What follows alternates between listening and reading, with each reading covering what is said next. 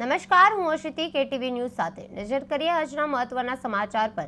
કચ્છમાંથી સમાચાર મળી આવ્યા છે। નલિયા ખાતે આવેલી અબડાસા તાલુકા પંચાયત કચેરીમાં ખાસ સામાન્ય સભા યોજાઈ હતી। પ્રમુખ શ્રી મહાવીરસિંહ જુવાનસિંહ જાડેજાના અધ્યક્ષસ્થાને યોજાયેલી સભામાં રાષ્ટ્રગીત બાદ એજન્ડા મુજબ કામગીરી હાથ ધરાઈ।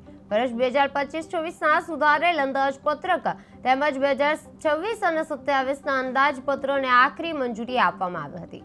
ઉપરાંત સ્ટેમ્પ ડ્યુટી ગ્રાન્ટ રૂપિયા 4.63 કરોડના વિવિધ વિકાસ કામો, હંગામી કોમ્પ્યુટર ઓપરેટરની નિમણૂક છે અને તાલુકાના વિવિધ પ્રશ્નો અંગે ચર્ચા કરવામાં આવી। અંતે ઉપપ્રમુખ શ્રી તથા વિપક્ષ નેતાએ તમામ સભ્યોનો આભાર વ્યક્ત કરી અને સભા છે પૂર્ણ જાહેર કરી હતી।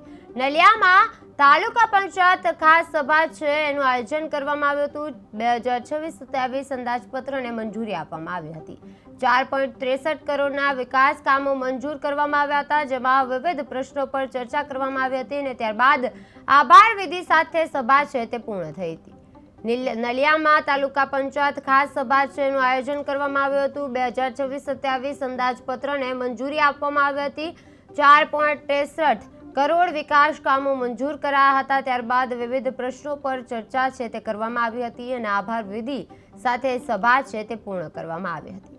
4.63 કરોડના ખર્ચે છે એ વિકાસ કામો મંજૂર કરવામાં આવ્યા હતા।